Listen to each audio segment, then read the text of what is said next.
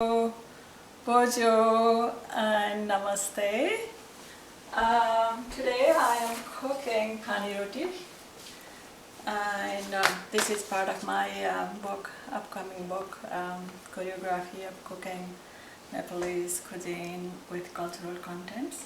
There will be a lot of chart purvas and stuff, festivals taught on that book. Welcome, and this is session 6 of my cooking class, and this is part of culture and cuisine classes. So first of all, I want to show you the ingredients. This is a pot. You need a pot about 8 to 10 liter pot to cook pani-roti, a ladle or a spoon. The ingredients here are the potatoes, sliced, peeled and sliced, fresh spinach. You can also cook with kale or any other green fresh vegetable. This is peas. It's soaked peas. We can't get here fresh peas at this time of the year, so soaked peas. It's about half a cup. It's a little over a cup because it grows about 3 times. So it's a soaked peas, and the ingredients to cook, that's all you need. See how simple it is? That's why I like about this soup so much. There is nothing additive or preservative or anything. It's a cumin seeds. It has, first I start with 284 gram fresh spinach, 2 cups whole wheat flour, which I have here. I'm going to make dough out of it, and 3/4 cup of water. I have measuring cup here, about 3/4 cup. And I need one large or 2 medium potatoes, sliced, peeled and sliced here.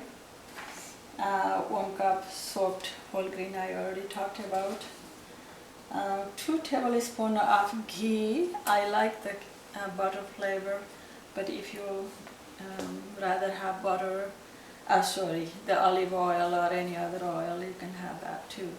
So I'm going to use today the extra virgin olive oil, and salt to your taste. This is going to be 10 cup water plus the other ingredients. So I'm going to use 3/4 of a tablespoon, but it's up to you. You can have less. And 1 to half teaspoon of cumin seed. These are the cumin seeds, whole seeds. And I have turmeric, which is half a teaspoon. And I have freshly ground black pepper. And I have here the chilies. These are not hot. If it is hot, you would just want 1. But since it is not very hot, I have 2 of them. So here I am going to start cooking. That's a tablespoon. So I'm going to use 1 tablespoon,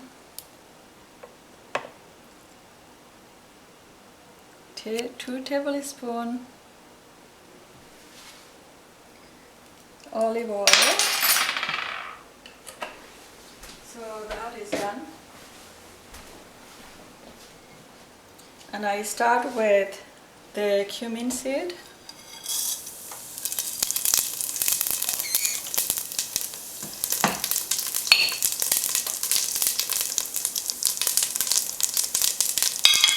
Then I am going to have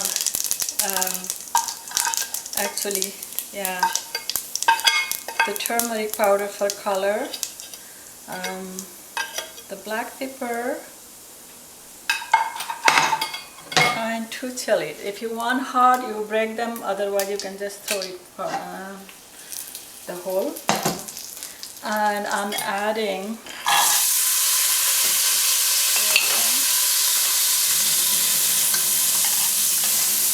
and I have medium heat here, and I'm going to cook the peas until they pop. So in the meantime, I'm coming back here and I am going to take about half a cup, which is quarter cup. So 1/4 cup of flour for rolling the dough. I'm putting aside to use later on. And then I'm using that water to make a rough dough out of it.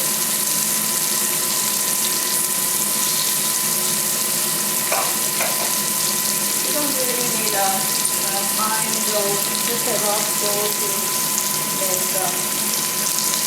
Actually, I can do the covering and then turn that off because you may not be able to hear me that way. Alright, here is my pani-roti dough, which is very, very rough, as you can see it.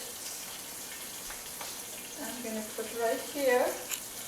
Unlike the roll and pans a lot of people use, I use my cutting board. It's clean, sanitized. I have food safety courses and I do sanitize my cooking utensil and washing things. So here is rough dough.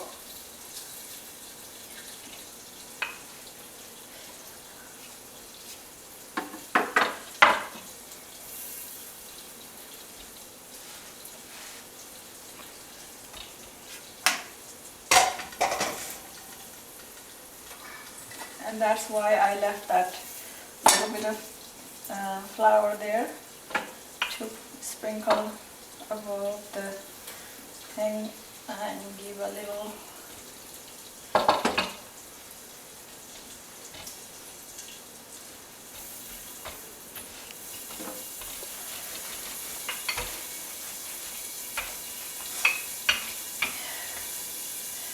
doesn't look very pretty, but you don't need a pretty dough for this.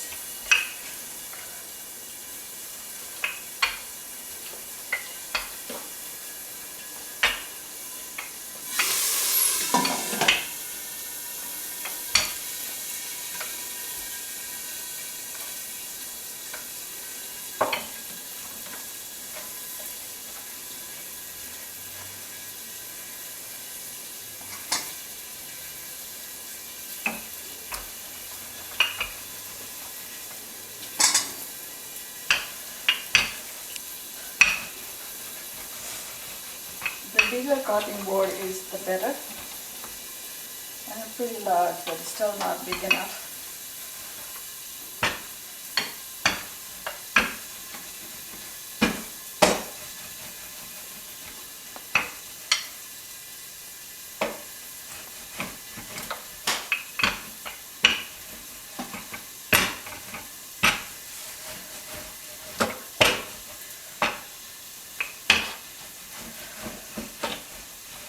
Pani-roti tastes better if the bread is flat.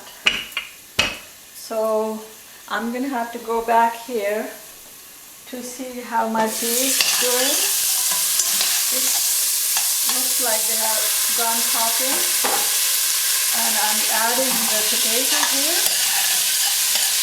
So, it's already looking great. Alright, now I can put the salt.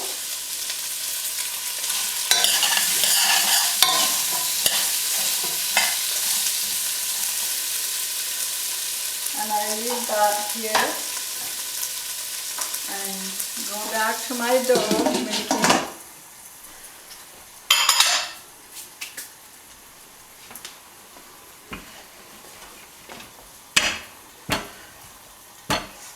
So next thing you do after making your dough, so I'm going to put that here, there's plenty space.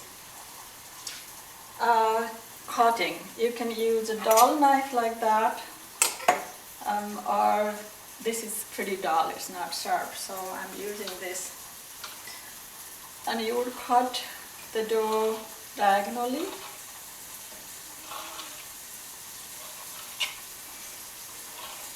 Really don't have to worry about the size. Don't make too big, but smaller bite size dough is better. And that's what I meant diagonal.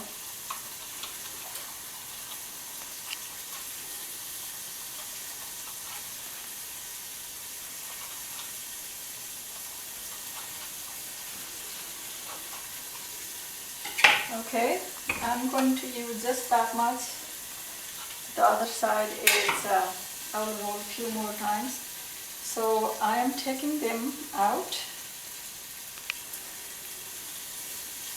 and putting there in between while my peas and potato is cooking there.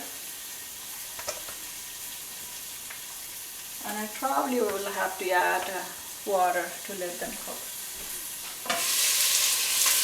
So I boil the water here in another pot to speed up the process. You can add cold water, but I do warm boil water so it cooks pretty quick.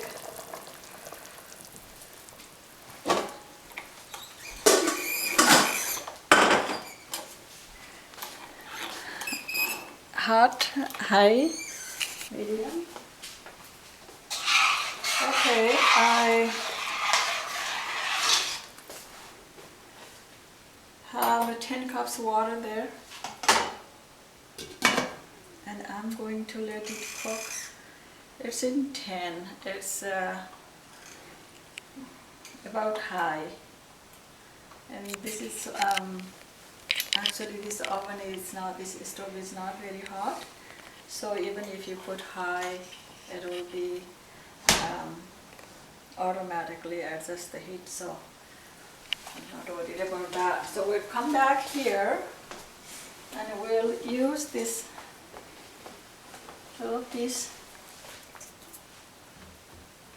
My dough seems to be a little bit soft today.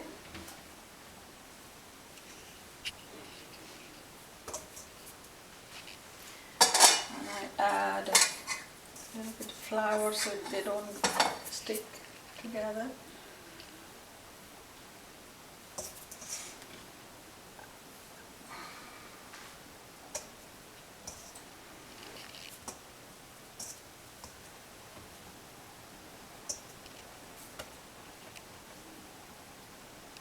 The only thing is this rolling and separating piece of dough is kind of time consuming, but it's not difficult at all.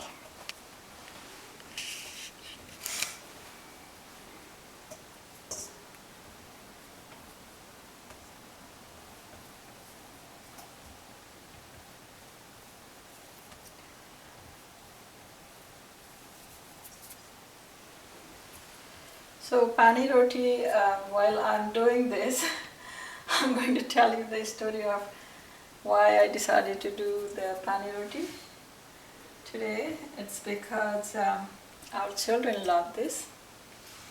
Well, our children were born and brought up here. We're from Nepal, and we went to visit Nepal during the year 1986, and at that time my sister-in-law was, she had period and she couldn't cook. Well, it's a Hindu custom. So my brother prepared this dish ingeniously actually, because I would not have thought about this or anybody else. But my brother said, well, maybe we should have this for them, that this will be new. And then we all helped him, and it came really good, and our children really loved our girls. The boy wasn't born. So from that time on, every time our children visit home, they want me to prepare this dish. And I love it too, and my husband does. This is simple, delicious, and nutritious food. Very economical too, so anybody can prepare without having a big budget for things. So I'm going to now do a little more rolling.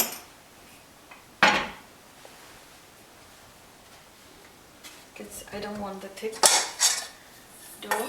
Thick dough doesn't taste good. It tastes dewy. And Pani-roti should have nice thick, nice thin.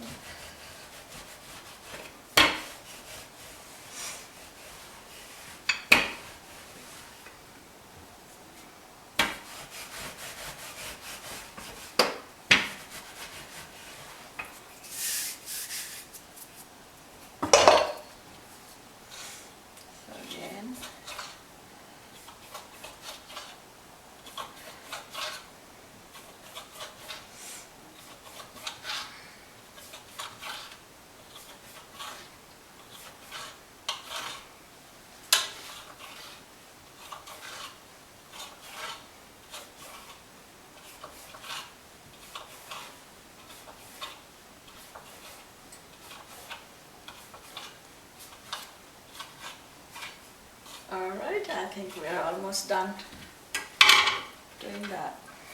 Let me check on this one here. It is cooking. The potato pieces are coming up, which means they are almost done. So I'm going to add this.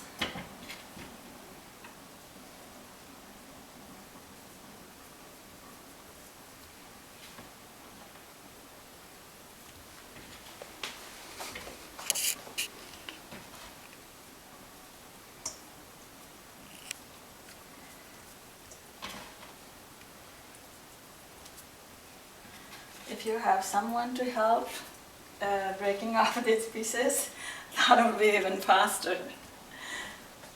But it's fun to do it this way.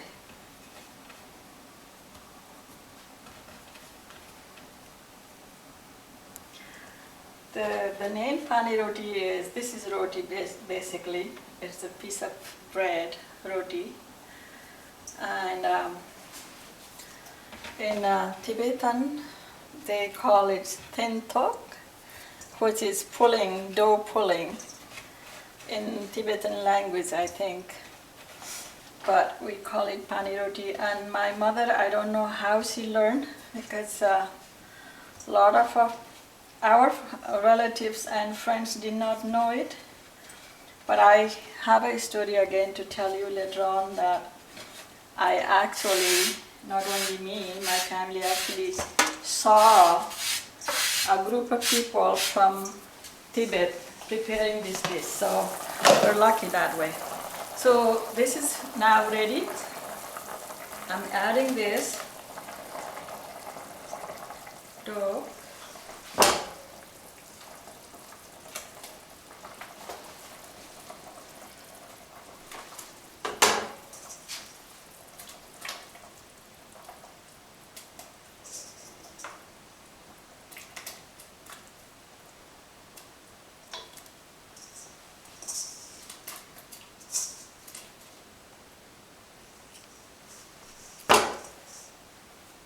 They tend to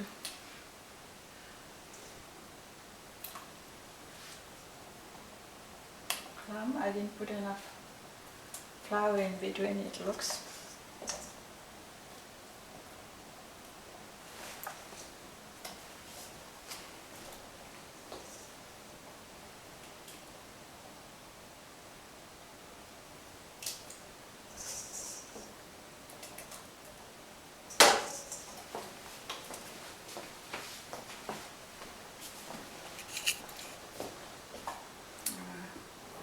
stir in between.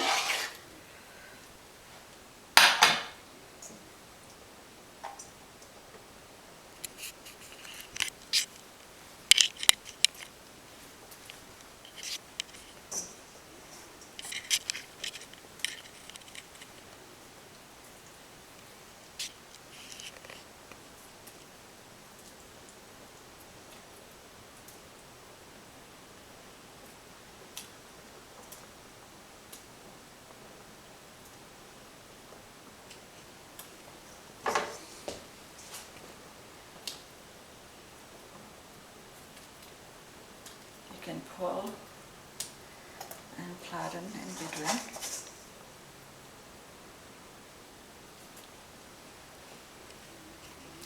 I didn't use enough flour here, so I'm going to use that. And rest of the flours I have here. See, because they are thin, they are already up, which means it's like Chinese dumpling or pierogies or whatever you call or boiled momo. When they are done, they come up. So they are already ready. So I am going to use, this may be a little too much spinach. I think this must be more than 284 gram, but I'm going to use it because we love spinach. There's still water there.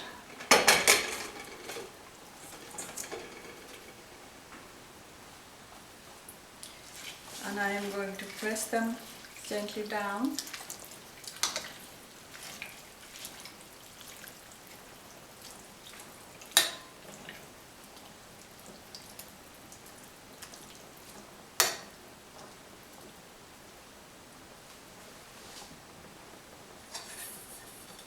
And seal it with the flours, rest of the flours, and let it cook. This just thickens a little bit. The extra flour thickens the pani-roti. So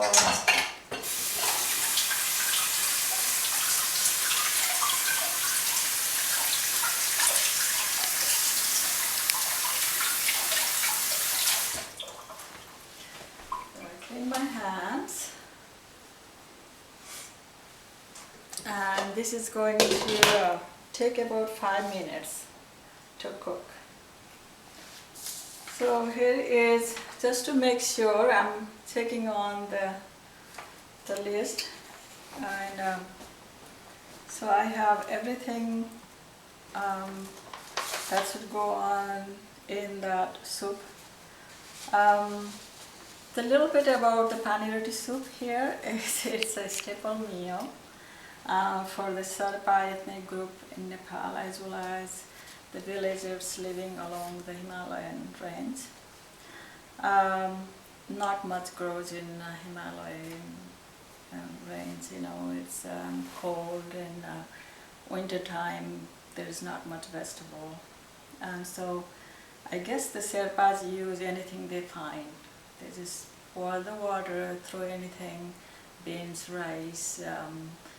Some people use meat or potatoes or anything they find, they throw it.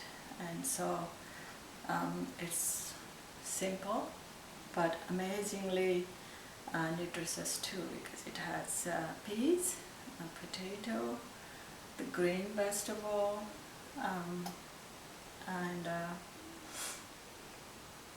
and the dough, of course, the wheat dumpling. My mother prepared this dish for us often, and we really liked it. And I told you one story before about the pani-roti soup in our visit my brother made, and our daughters love that, and I make for them. They ask me to prepare this dish when they come home. Another one was,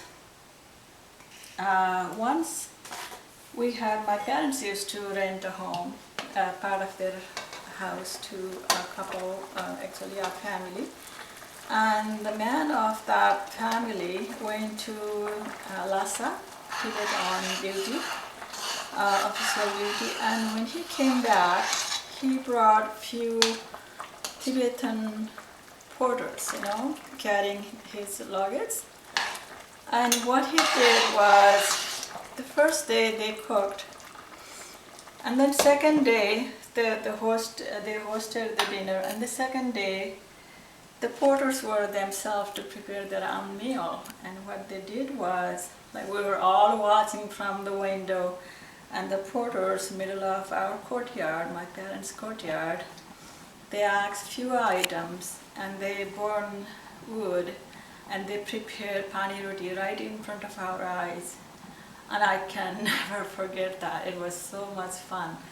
And they all fished in to peel the potato, make the dough. They didn't use a roller or pan, but they did it with their own hands. And they just pulled and dropped the thing. And when the soup was done, they all sat around and had a bowl full of hot, nutritious food. So the memory is so fresh, and I really loved it. And I always wanted to share with everybody, because this is such a dish that I can't call it is Nepali, but it is Tibetan. I'm pretty sure it is some other culture also they prepare like this. And I am so glad today that I could do it. And thank you so much for watching. Here, wait. I want to show you how the soup is coming now.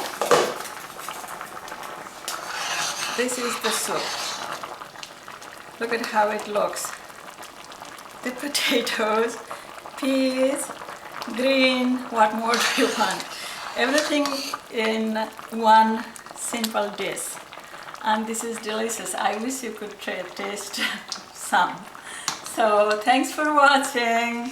Next time I'm going to show you the Quanti soup, which is also another authentic and nutritious dish. Here around this town, everybody calls Bina's bean soup because they really love. When we just move to Canada, I prepare a few things, and our neighbors and friends and colleagues, they really like the soup, and they start calling Bina's bean soup. Another thing they really like here when we invite people is the grilled chicken. I grill right here, even in the winter time, and they love the spicy grilled chicken. So stay tuned for next time, the Quanti soup. Thanks for watching. Bye for now.